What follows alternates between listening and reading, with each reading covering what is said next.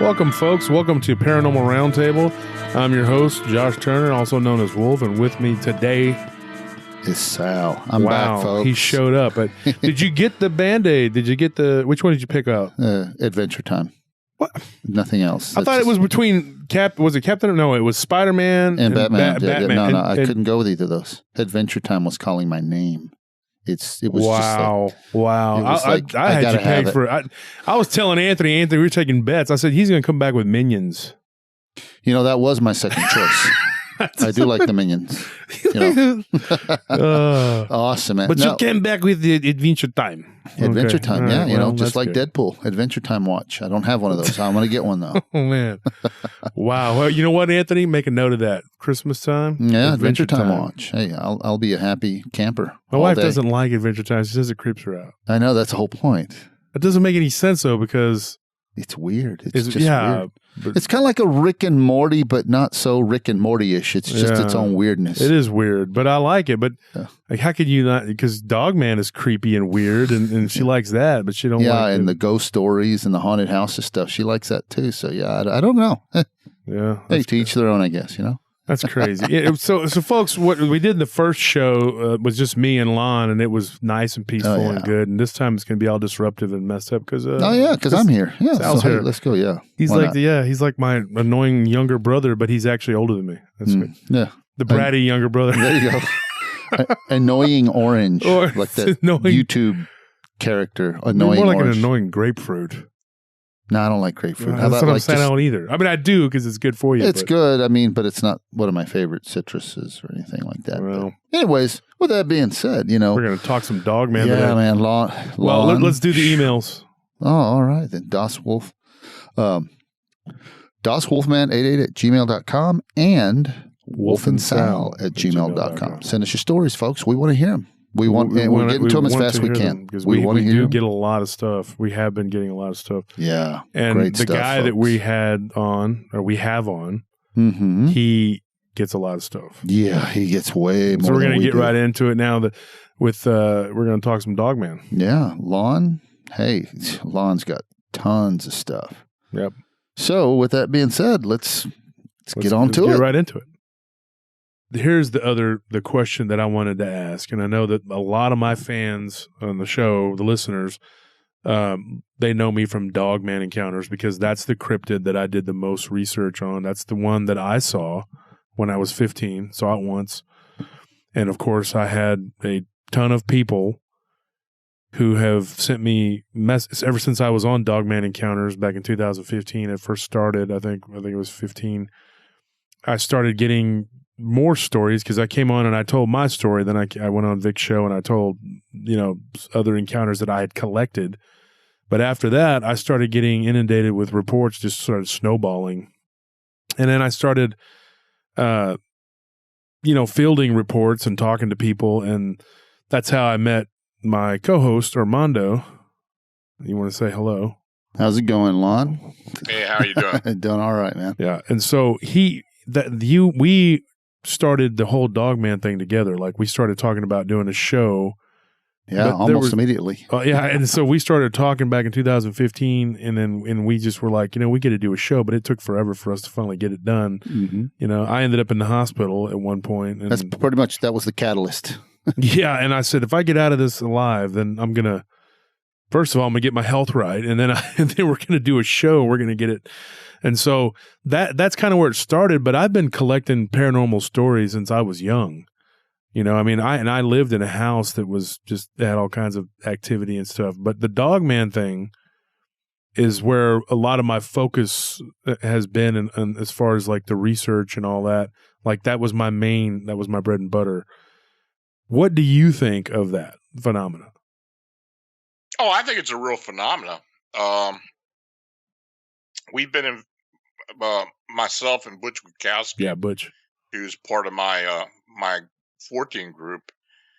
We have been fielding reports and investigating reports in Pennsylvania since about 2014, and I've got an interactive map that has everything plotted on there from the past 200 years of sightings of upright canines in areas 50 miles within the border, around Pennsylvania as well. We have received since 2014 26 reports that we believe are legitimate. That's for Pennsylvania. Wow. We've had some really, in fact, we had one not long ago that was really, really real. I mean, it was interesting. The one thing about this phenomenon, particularly here in Pennsylvania, is we have had several game commission officers privately tell us that they believe this thing exists. And in fact, one had an encounter. This happened, oh God, when was it? I guess about a year ago, maybe. It was an area in Center County called Rothrock State Park. And there were some new trails that were cut through the state park. And at the time, one of the gentlemen who works for the Game Commission, he and his wife and two other couples decided to go and inspect the new trails and kind of walk around and see what was new. And they had an encounter, and in fact, they had apparently walked past this thing on the trail, and when this thing stepped out from behind them, one of the witnesses glanced at it from her peripheral, and then everybody saw it. And one of the women, I mean, she freaked and she started screaming, and this thing actually took a couple steps towards them. Now, this guy who worked for the commission, he had a sidearm with him, but this thing was so big and so terrifying. He said he wasn't even going to try to take a shot at it. It really scared him, and this thing ducked back into the weeds. They hurried and got to the parking lot, and by the time they got to the parking lot, this thing had doubled back and was standing in the parking lot when they got there.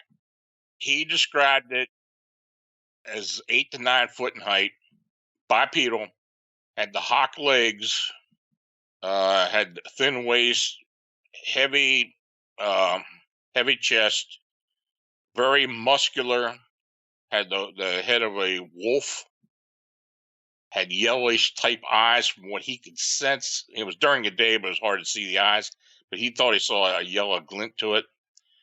And this was very similar to the sightings that we received in this state. If you think about the movie Underworld and the Lycans, that's what we're getting. That's Texas too, Lon.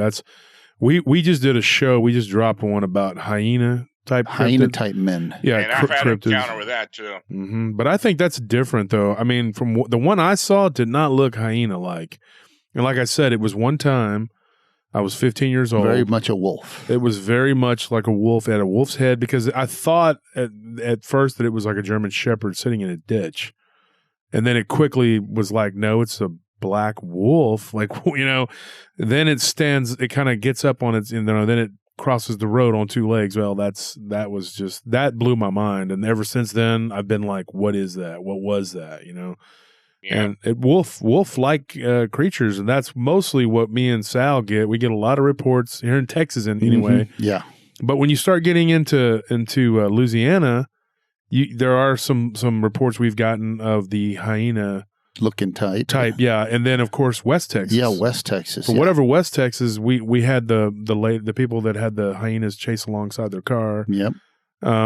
We get some weird reports down here in Texas. I mean, Texas is such a vast state, so it's hard to put a finger on the button and say this is what it is. But pinning down the bulk of the encounters that we get are wolf-like type, almost like a timber wolf. Yes, the ones that we've gotten out near Burnett. Out in that area, Marble Falls. Very timber wolf-like, even gray looking, and they stand on two legs, and it's very. I just filled a report from a woman not too long ago, Turkey Creek, in the state park over there. It was like just straight up. It was like a timber wolf and walked up to their camp and stood up. I mean, you know, the popping noise that they make. I mean, it's a very weird phenomena. And so you're telling me that basically, just to break it down, Pennsylvania, that's mostly what you're getting there too. Mm-hmm. Yeah, we've gotten the two types now. You know, the ones that stand up, we're calling upright canines. Now, there's another type of being that's got a different look to it.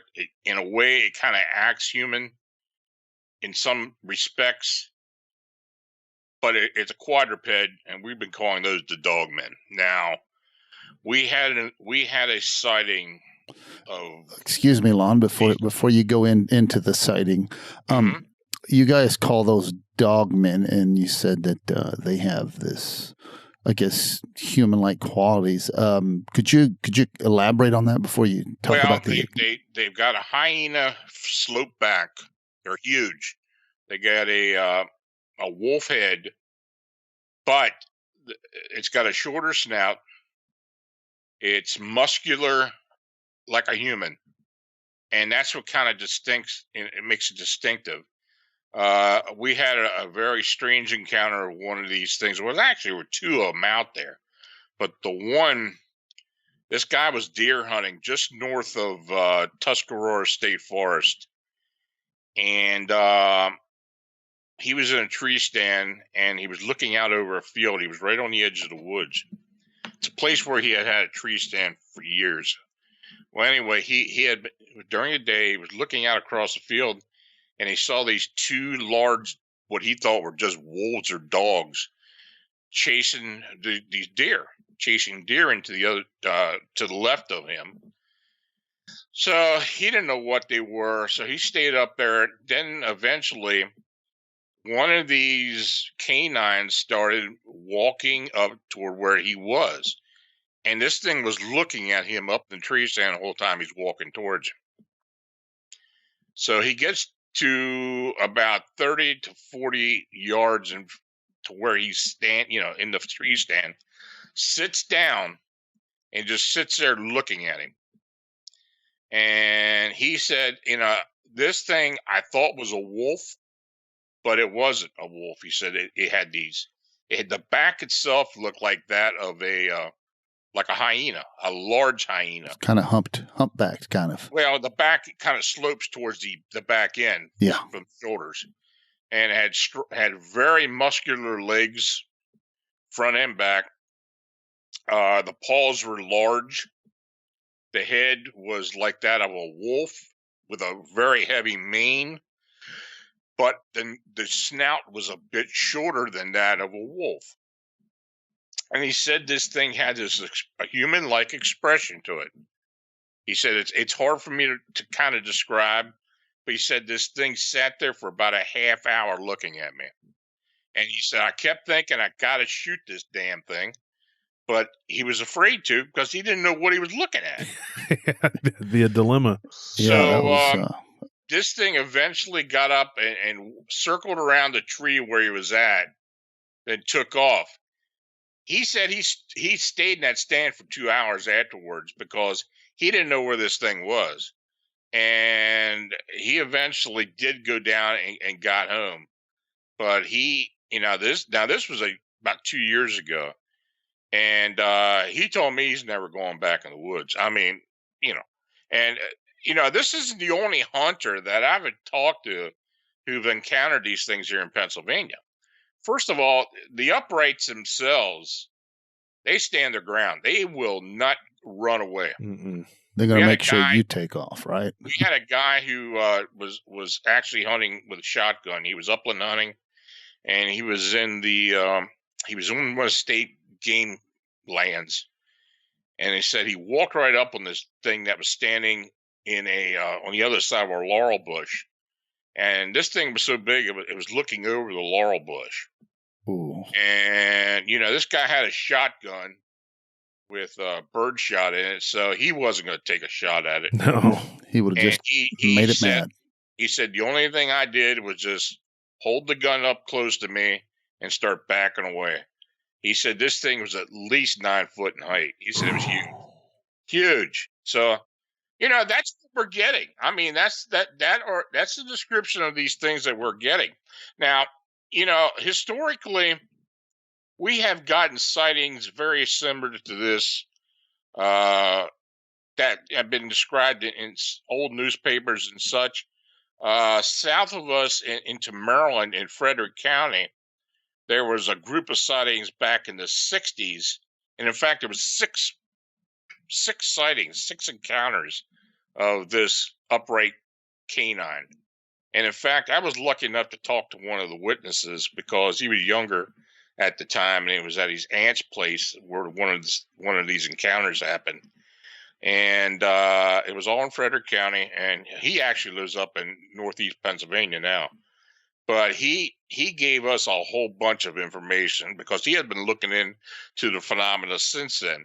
And he had gathered a lot of sightings and such in Pennsylvania after that. So, this is something that, we have received a lot of reports at. There's an area that we call the Lichen Loop, which extends in central Pennsylvania from the Allegheny State Forest southeast into York County, which is along the Mason-Dixon line.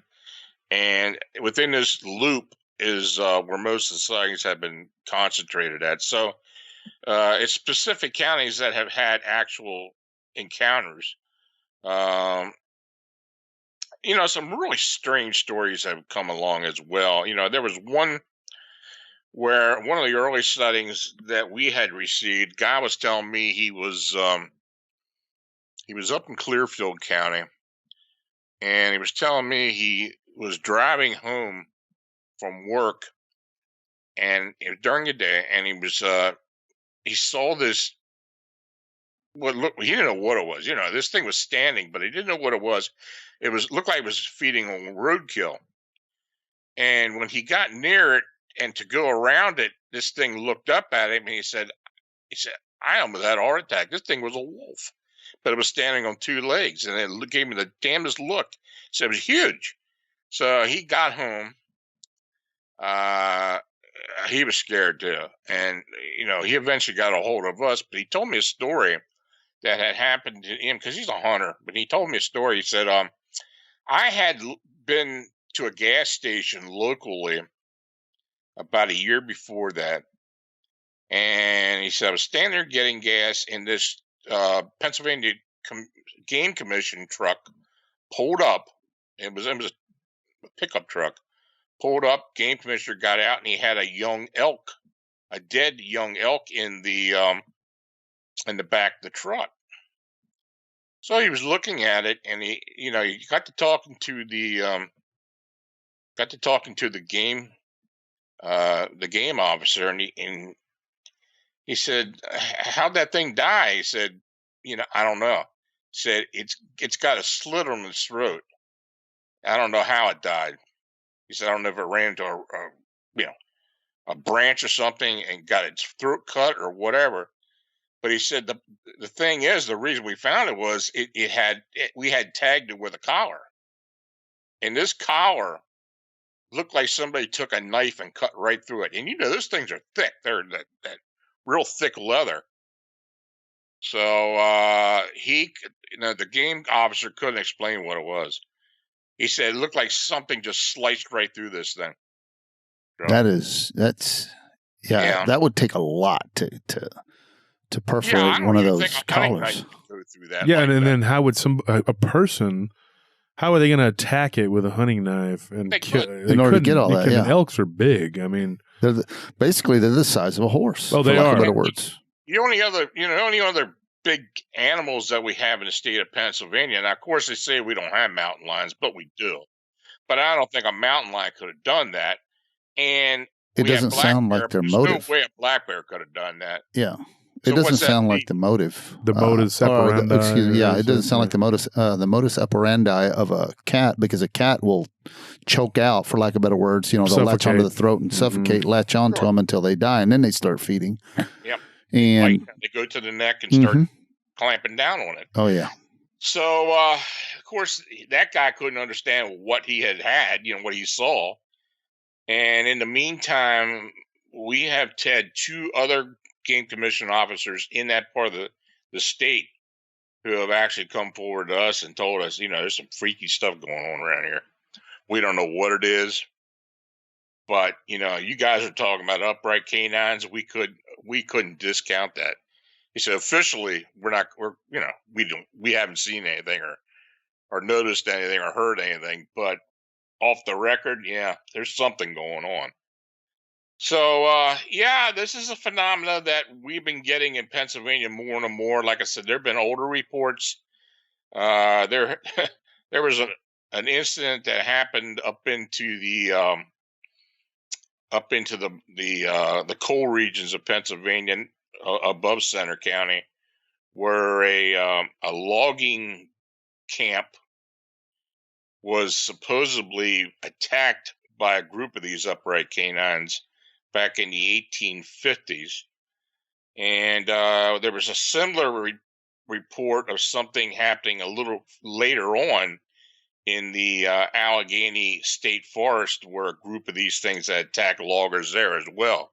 So, you can take that with a grain of salt, but that's, that was the reports back then. Some of those reports get a little exaggerated, but still, it makes you think. Yes, a little embellishment by journalists. But, when you think of the gist of this all, okay, if you're going to embellish a report back then, you're not going to make up something wildly in order to try to get people to read it.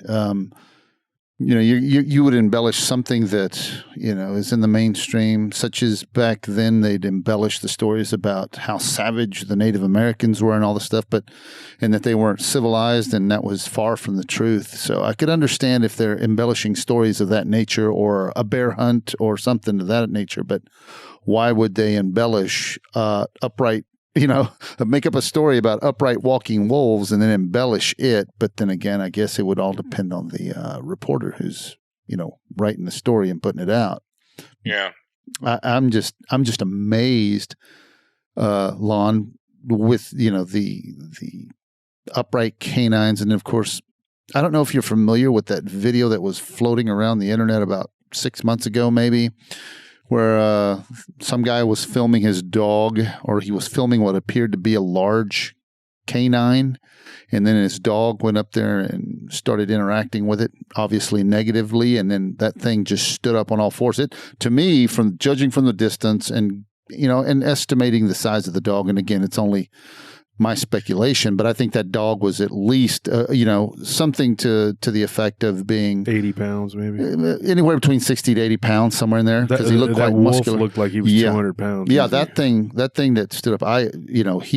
The wolf, that looked like something straight out of that HBO series Game of Thrones. That looked like a dire wolf to me.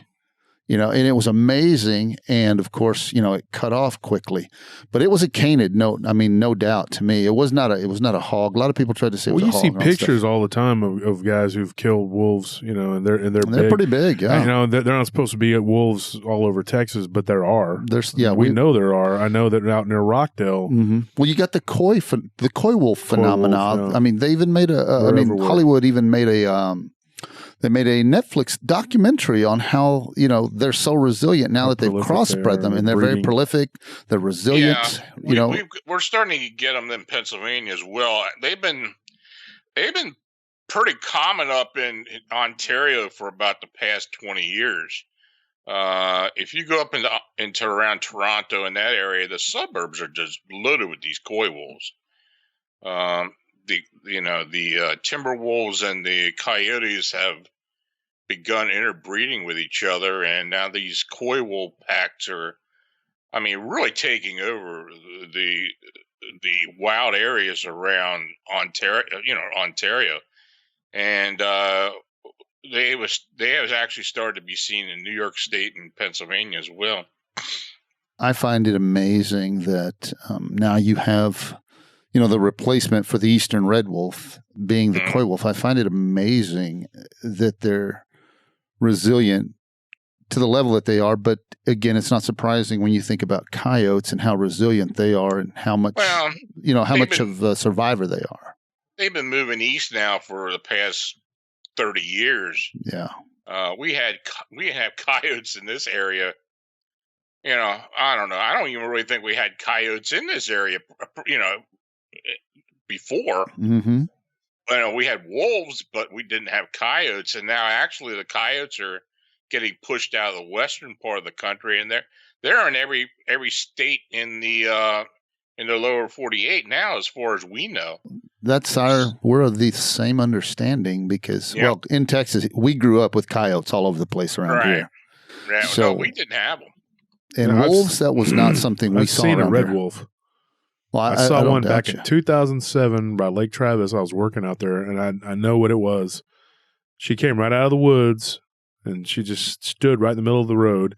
It was not a coyote. I promise you, it was not a coyote, and it was just there. She was there for a couple minutes, kind of sniffed around the property that I was on, and then it just walked back out. And then I talked to a guy that was a bodyguard of one of the. There's people that are very wealthy, and some of them are famous, but he's a bodyguard, a guy I've known for years, and he told me, his name's Mike, and he said, yeah, there's red wolves out here. There's a small little group of them. And I was shocked. I could not believe it. You know? I don't know if I mentioned to you, Wolf, and of course, this has been,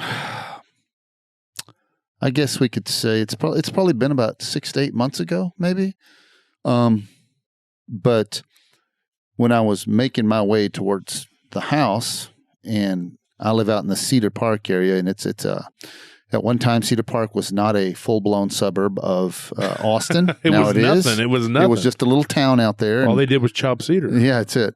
Well, on this particular evening, I was making my way home to the house, and up near I was at the intersection of Anderson Mill and 620.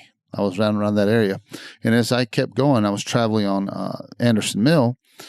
I looked immediately past an intersection. I looked off to my left, and this was late at night. If I remember correctly, it was around midnight, maybe 1 o'clock in the morning. But I looked off to my left, and I saw what I could best describe as possibly a coy wolf, because it was too big, too bulky to be a coyote. Even your healthiest of coyotes are not real thick, and this one looked very thick in bulky comparison. Yeah, compared to a coyote, and it was obvious. I mean, at a glance, it was easily the size, height-wise, of my 90-pound boxer mix. Well, that's what the red wolf is. Actually, it's way back though. It's like the Mexican coyote that bred with the wolves. With Mexican wolves, and then their range it's as far up here north as. But it was amazing watching that thing just run. It ran. I saw it run behind a building, and luckily they had a security light in the back of that building because I saw it in all its full glory. I couldn't tell you the exact coloring of it, but I knew it wasn't a coyote. I had a friend of mine. I just got this report like the other day, Lon, and you can tell me what you think of this. This guy, his ex-girlfriend.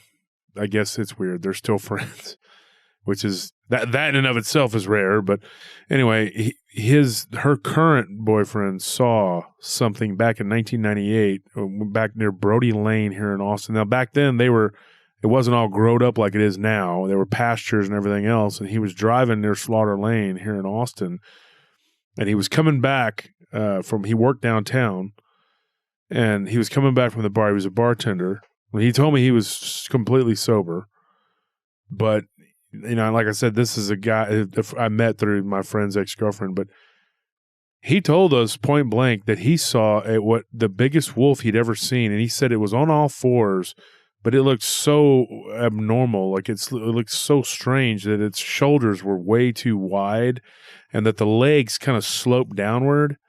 And when he was describing it, he said he saw it right there, like in a pasture. He thought it was a cow. And he said that the guy that he was with was one of the bouncers at the club that they worked at. And he's like, "What is that?" And they both kind of slowed down, and they said this thing was like standing there on all fours on the other side of the barbed wire.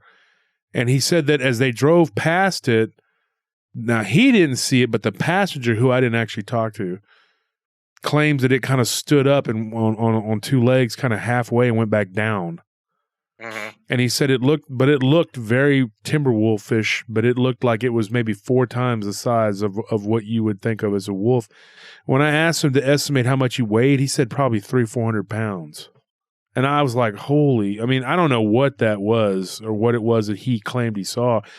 And he said that they slowed down, and he said it was right when they go past William Cannon, in between William Cannon and Slaughter Lane.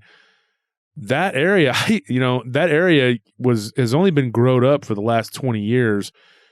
Now, I know that when I lived in that area, when I'd go west, going towards Circle C Ranch, there was nothing. It was just like, it became like very wooded. And I have filled it 2 or 3, well, no, let's see, 3 or 4 now. 4, I haven't talked to the 4th guy yet, but that have told me that they had something weird happen to them in that area involving canine type creatures. So I don't know what that was. That's a recent report. I just got that about a week and a half ago. But I mean, what is that? I mean, it was just this supernaturally large wolf. Is that what you're talking about? Like when you say Dogman? I haven't gotten one quite that big, but I mean, they things got some size to them now. A lot of people classify Dogman as a lot of different things. I have stuck with the upright canine description for the bipedals. Linda Godfrey's been looking into this, the Beast of Bray Road phenomena for many years now. And of course, there's definitely something going on out there because there have been several people who've seen a lot of similar beings out there, but she calls them uprights. And that's the same thing I'm calling them too. But these beings that have that, like I said, the guy that was in the tree stand that have that kind of, it's a quadruped, but it's got that real,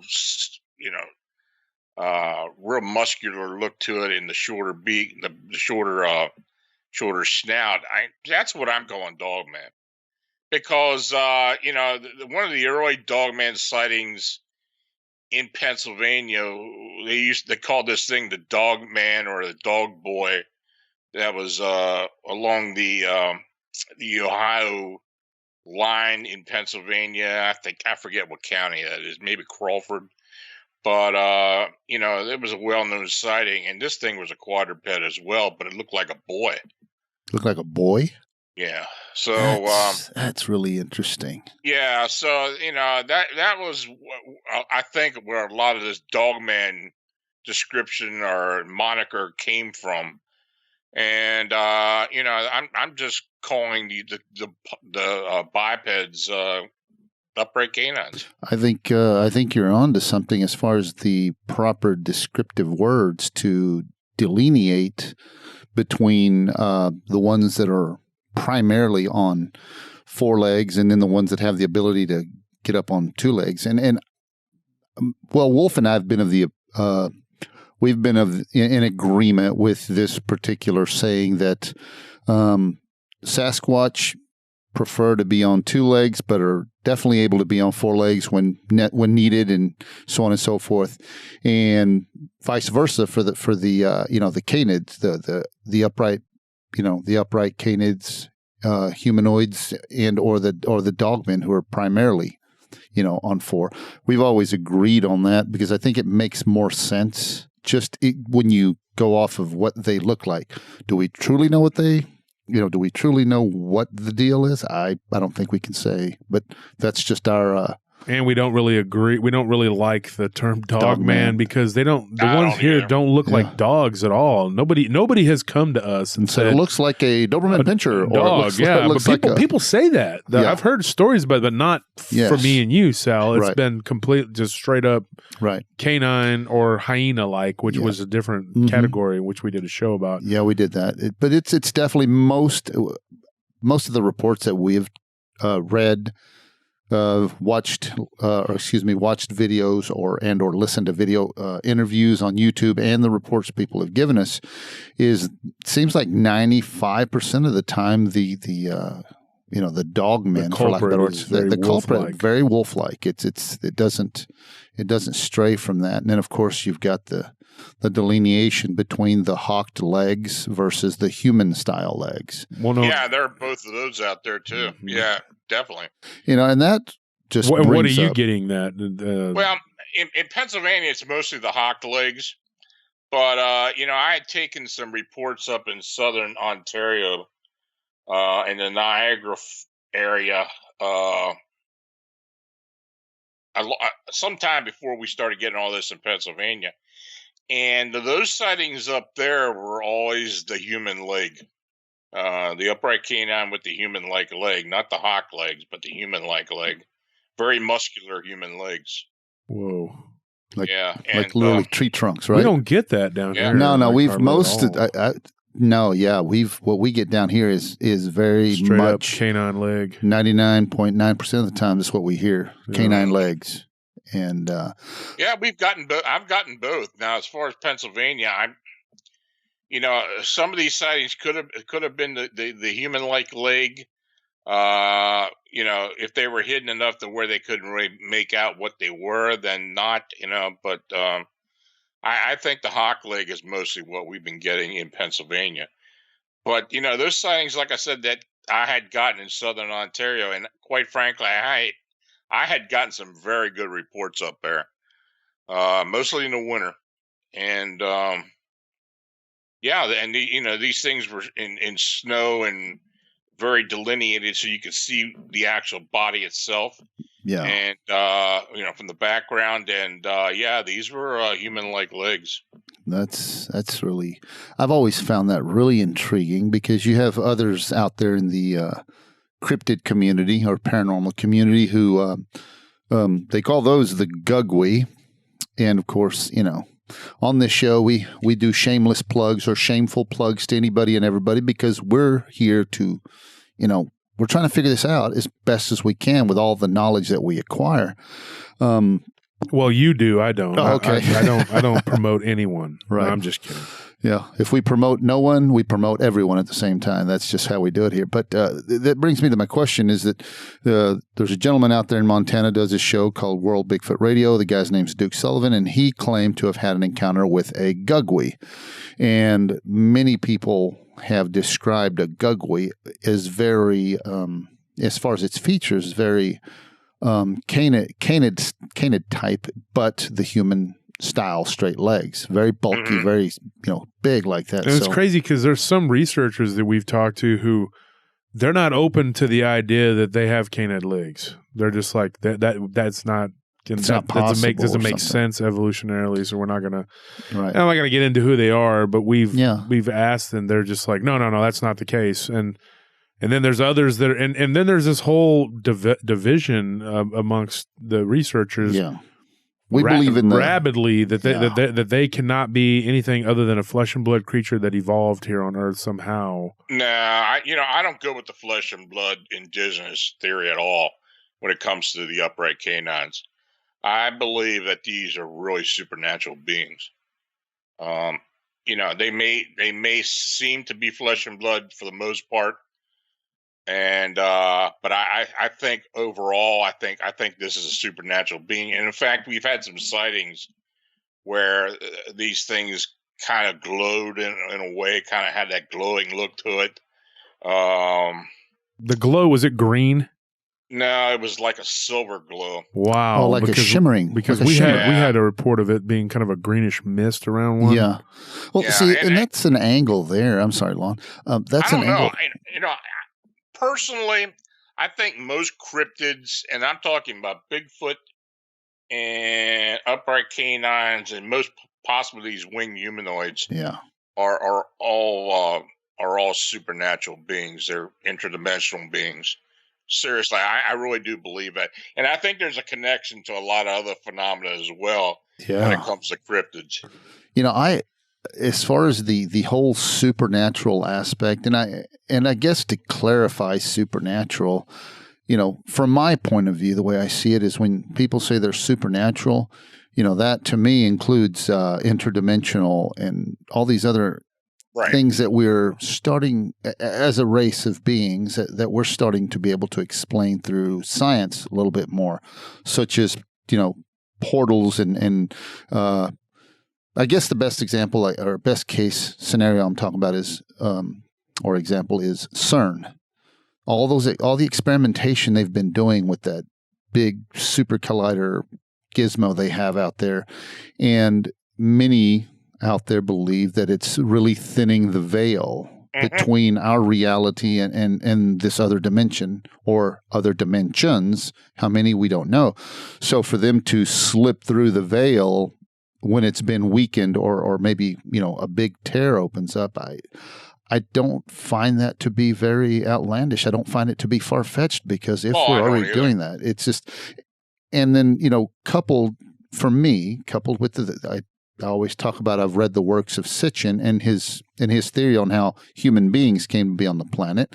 I don't agree 100% with every little thing he said, but the one aspect that was covered in the Enuma Elish, the Epic of Creation, written by the Sumerian the Sumerian civilization, and their creation tale is that, when choosing a viable worker to do all the work that their people were tired of doing, right? They went through a testing phase trying to figure out what the best, possible candidate they were going to, focus on. And that they went through all the other prototypes, you know what I'm saying? They went through this, and they mixed genetics / they did all the genetic modification that we hear a lot about today.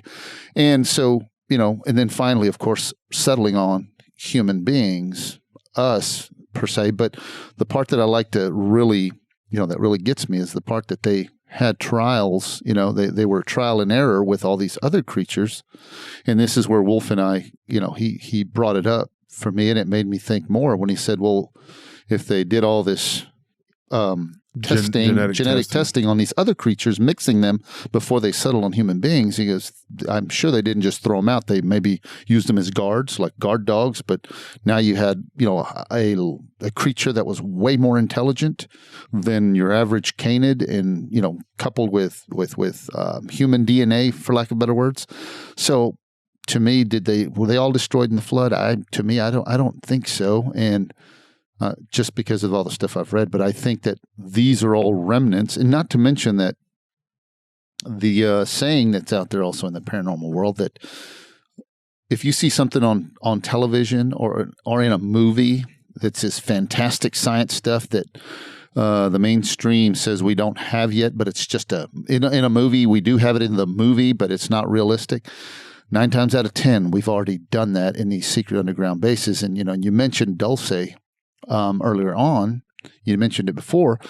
And, there's also that purported base that's supposedly out there in Dulce, New Mexico. It's an underground base. And so, there's so many things out there.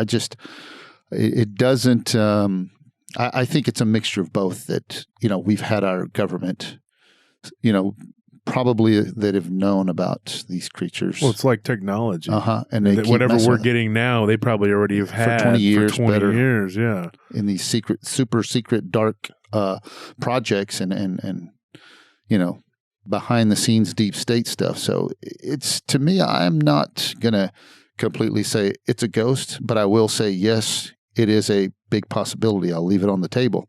Is it flesh and blood? Yes, it is, because of the interdimensional because it can interact with, but that doesn't necessarily mean that it's not a supernatural being. Correct. And supernatural just being it, brain, its brain or its mind, its mental abilities are so far beyond ours. Whereas when you think about human beings, all the stuff in the processed food and stuff we eat these days that, it dumbs us down. You remember those old commercials about fluoridation in the water, Lon? And how it was bad for us. So can you imagine what's in the food now? And so they don't talk about the fluoridation in the water and how it dumbs you down, and it kills the pineal gland and basically messes up or for lack of a better word, hazes up the third eye that we have, to be able to help us to discern, have that sixth sense, if you will. Well, I think as we continue on, and that quantum computing becomes part of what we do. And I think I think that level of using computers is going to become part of the mainstream in not too many years. I think there's going to be a lot of things discovered by just regular people. Oh no, I'm with you on that. I totally agree. Yeah, there's a lot of, you talk about the thinning of the veil. This was something that we looked into during the flap out in Chicago with the CERN like collider that's out there in Cook County. That's something else we looked into, and it's possibly as being a reason why something was opening up and these things were coming through. Now, of course, that collider was said to be closed down 7 or 8 years ago. I don't quite believe that's true, because I had people keeping an eye on that facility, and there seemed to be a lot going on there for a collider that's been shut down over the years. Yeah. So I don't particularly buy that. All I can say to that one is a likely story. Yeah, because and it's the oldest collider in the world. I mean, the thing's been out there for about 44 years. Oh, that's interesting. I didn't know that. Yeah. Funny that it's called CERN too, and well, it's not called CERN. I mean, it's similar to the CERN. Of course, the CERN could have been an earlier prototype. It's huge, but this was at I'm trying to think what the lab. It's on the tip of my tongue, but anyway, it's a collider. Well, I'll tell you what, Lon. Let me give you a tidbit of information. I don't know, you probably already know it. So, just like you enlightened me about the age of this particular collider out there, did you know that we have our own Tesla coil out here in the middle of a field near Italy, Texas?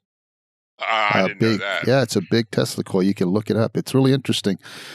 And a lot of, if you're familiar with a lot of Tesla's work, I mean, the man was leaps and bounds ahead of, any and all the inventors / scientists of his time. I mean, it's reported, or it's purported that Albert Einstein was asked one time, hey, how does it feel by a reporter, of course, how does it feel to be the smartest man in the world? And Einstein retorted with, I wouldn't know. You'd have to ask Nikola Tesla about that one.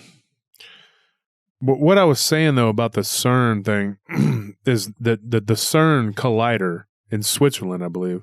Yeah, I think that's the one. Yeah, it's funny that they call it CERN, because in order to get the truth, you have to discern it. Mm-hmm. Yeah, and they name this thing CERN, which is almost like saying, laughing at people. I don't know. Almost like, I don't know. Would you call it tongue in cheek? I don't know how you'd say it, but it's almost like they're saying, they're covering the truth. I mean, to me, it's almost like a slap in the face to everybody, saying that, yeah, we're doing this, and the truth is hidden, because to discern is to uncover the truth, right? Yes. You're discerning it, It's really weird. And then CERN, of course, was a Celtic god, he was the bad guy. And it was off of the Saturn, the same thing, Saturna, who was the bad guy in the Latin tradition. Yeah, the Roman, Greek and Roman. It's interesting, a lot of these things that, when you think about what we're doing scientifically at these levels, at these deep state levels, the whole idea of these cryptid beings being spotted, to me, it doesn't seem outlandish at all. It's not surprising. Kind of like when you hear about, you have invasive species in America that, belong halfway across the world, and somehow they're now in rivers in the U.S., in the continental U.S. I believe one of those an example is the snakefish. And that thing can terrorize an ecosystem here in the Americas, because it has no natural predators. So it just pythons down in the Everglades. Yeah, the Australian redback being now in Japan, mm-hmm. and they're starting to have a problem with them, because somehow when it was shipped, they shipped something, and it. Well, I mean, it could also be people buying them as pets, and then I got a breeding pair. I turn them loose, and there you go. I mean, it's hard to tell. It's very hard to tell. What people do, but the cryptid creatures, to me, that's just. Well, we have a parrot colony here in Austin. Yes, parrots, yeah, mm-hmm. Green parrots. So like there's like a whole tree full of grackles, and then there's like these 6 green parrots, and my wife was like, "What is that?" And I said, "Well, there's a pet store about 15 years ago that turned them loose. Just let them go. And now they're breeding out there in the wild. And so there's these parrots, and they're pretty tough. Like the grackles are pretty mean, but those parrots don't take no mess from them. So, Well, that's like the parrots in New York City. I mean, in Brooklyn in particular, there people see parrots there occasionally. I mean, there were a whole bunch that got loose at the airport many years ago, and now, you know, you go to Brooklyn and sometimes in the city itself and see these parrots. It's amazing. That's crazy. And so, Oh, that lab near Chicago is in Batavia, Illinois. It's Fermilab. yeah. Wow. And, okay. The particle accelerator was begun in 1967. wow. That's amazing. Yeah. So they had shut it down in 2011 because they had an accident. Now, they don't go into a whole lot of details about the accident. Makes you wonder what that accident was. De-atomized somebody. You still have about 1,700 people working there. So, Lon, let me ask you. It's interesting.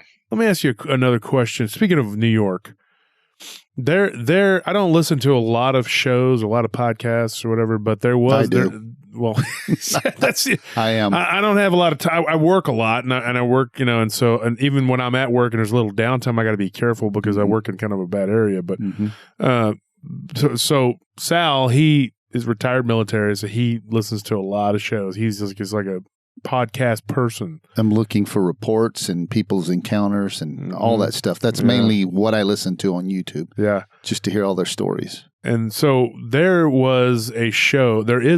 It's called Expanded Perspectives. Now, those guys do a really good job. I like those guys. And they're out of Fort Worth. They advertise on my website. Oh, yeah. They do a show out of Fort Worth. And what they were telling me, or they didn't tell me, but they're listening to the show, that there was a report of a canine type, upright canine creature in New York that was killed. Now, what do you know about that? Yeah, I think I kind of rediscovered that story. I don't have the details right now, but I think it was something those two guys picked up that I had posted. But apparently, this upright canine got loose in New York City, and I don't even know the time period, but it was in the late 1800s, I think.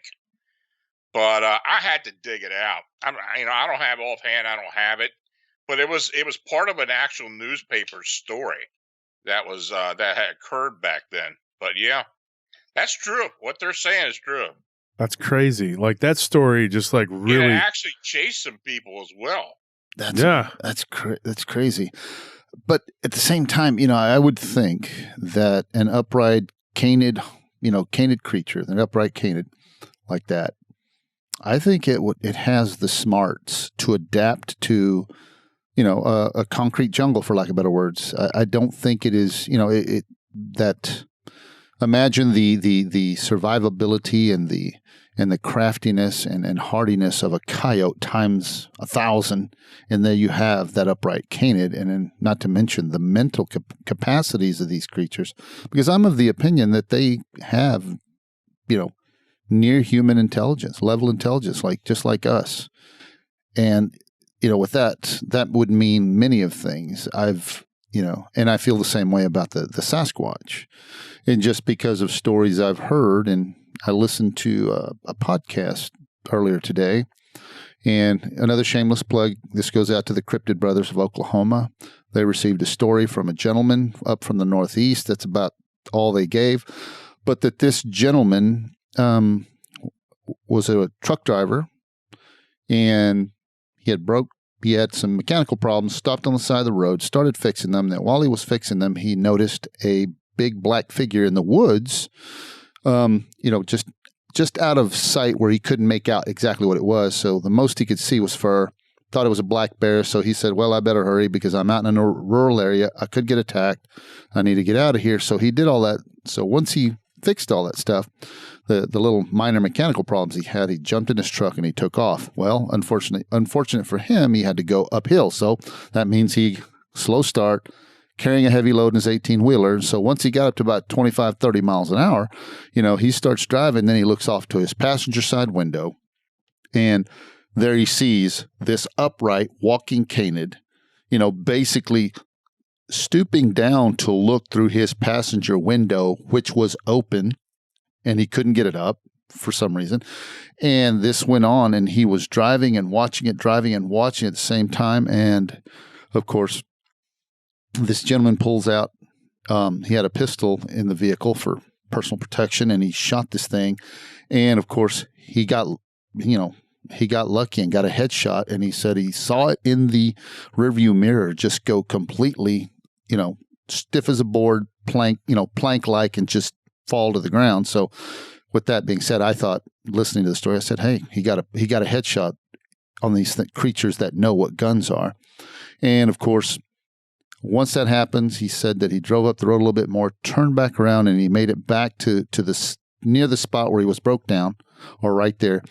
And by the time he got there, two people had stopped, a man and a woman, and they were looking in the area where he had, watched this particular creature fall and slide off into the side of the, off into the ditch. And he spoke with them, played it off, asked them if they were okay. They told him, yeah. And then they came back to him and said something to the effect that we saw a bear dragging another bear into the woods. And he asked him, a bear, and pretty much he goes, well, you guys all right? And the whole 9 yards. And he's over here processing this thing because he knows that he had just shot this thing and dropped it with a, I believe he said it was a Taurus judge or Taurus, the governor, one of those, those big ones like that, and so, and he had personal defense rounds in it and got it point blank range. And I'm thinking, well, if you dropped it with one and he saw it just go stiff as a board, go down, no kicking, no flailing, no nothing, that means he got a kill shot right off the bat. But the interesting part of the story to me is that these people reported seeing, they called it a bear.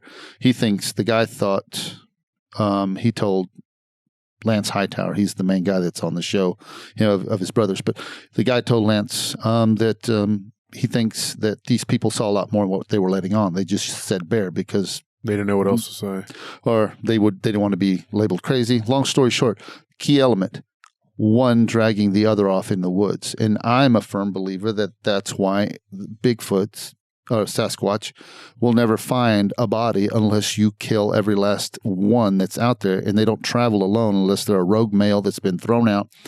And, common sense dictates that if you're a rogue male, I don't think that they are dumb enough to just or reckless enough to get out there and make themselves known, put themselves in a position where they could potentially be killed, and they'll just, drop right there, and then their bodies will be found. And same with the upright canids, because I think they're that smart. And the other story that I remember is one Mike Woolley told years ago, and I listened to him on a podcast, and he talked about, before he passed away, rest in peace, Mike Woolley. He went out to a place near Monroe. A friend called him out. They said they were having problems with Sasquatch. Him and another guy that he knew showed up out there, and they saw the Sasquatches coming up after they were out there. And the one thing they noticed about when this whole family group showed up, they saw one that looked like, according to what he said, looked like he'd been stricken with polio in the legs, and two others were carrying it over there into the area where the rest of the family group was. And of course, once the interaction happened and they left again, he said that he saw the two other Sasquatch pick up that disabled one and take him back off into the woods. What do you think about that, Lon? Oh, I think it's possible. Yeah, I think it's entirely possible. I think they share that. Do you think they bury their dead? If they don't, they must. Yeah, they probably do. Yeah. There have been people who said that before, and I think it's possible. Now, interdimensional, maybe they take their dead back with them. I don't know. Yeah, I'm of the opinion that they do. That's my position on it. So, Lon, you've studied so many different. Dug up that New York story. Oh yeah, wow. yeah. You want to hear it? Heck yeah. It was sent to me by one of my readers in New Jersey. This was in January of 16. They said, I'd like to pass along a true story told to me by my grandfather when I was a young man. The story involves my great-grandfather, whose name was James McNamara.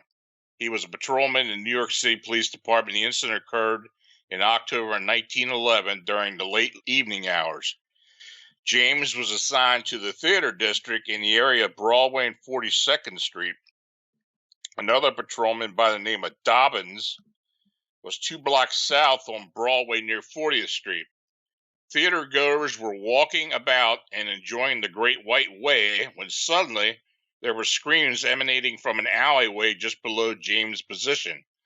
Both patrolmen ran toward the ruckus, forcing their way through hundreds of fleeing pedestrians. As they reached the alleyway, a tall, hairy beast ran out onto Broadway and towards 40th Street. Neither patrolman could believe what they saw. An 8-foot-tall wolf with human-like arms and legs running with skill and speed down the middle of Broadway. Soon the beast was facing a New York City Packard squad car, so it changed direction, moving back towards McNamara and Dobbins.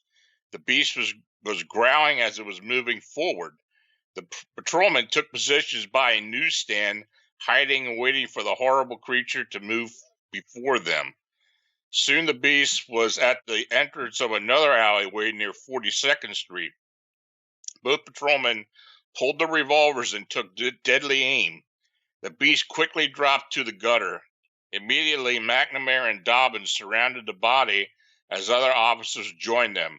None of the public was allowed to come within 100 feet of the unknown canine. The body was quickly removed and taken to the mortuary. Both patrolmen were placed on other assignments. The squad was told by their superiors that this was simply mistaken identity on that, and that a deceased man was in a costume. Of course, that was not true. The press was later told that a large mad dog caused the disruption, that none of the public were injured. A few months later, a brief article was published in a Louisiana newspaper, the St. Mary Banner in Franklin, Louisiana, and picked up on a few other media outlets. And I've got the newspaper article right here as well. So, after I received the email, I contacted the guy who sent it to me, and we discussed it. I think he's telling the truth, and I actually did a bit of research and found it in another newspaper in March of 1912, though the article seemed to be an edited version of the original text. So, yeah, that was the only the Dogman or upright canine I ever heard in Gotham. So, yeah, Gotham. And that's I had heard that story was like in the Arizona newspaper. It said something about it or something. All right, folks. So that's all the time we have for today with Lon. But we're going to be back next week. Yeah, there's still so much to cover, and Lon is just, as they say, meat on the bone. Wow. Yeah. No. When you talk about meat on the bone and all the information that Lon has, all that knowledge up in his head, it's just... He's been doing it for so long. Yeah, it doesn't fit into 1 or 2 hours. There's no way. No, I'm of the opinion that we could have him on for 5, 6, 7 straight hours, and he'd never run out. It'd be like our DDoS. Yeah. Oh, yeah. DDoS. Easily. So with that said, thanks, folks. Thanks for being with us. Remember, DosWolfman88@gmail.com or wolfandsal@gmail.com. Send us your stories. We want to hear them. We want to, put them on the air. Like and subscribe. And then comment. Let us know your thoughts. And why don't you subscribe? It don't cost you nothing. It's just a click of a button. It's just a click of the button. You don't do it. Exactly. So it made me sad. Thank you so much, folks. Thank you for being with us. Y'all have a good one.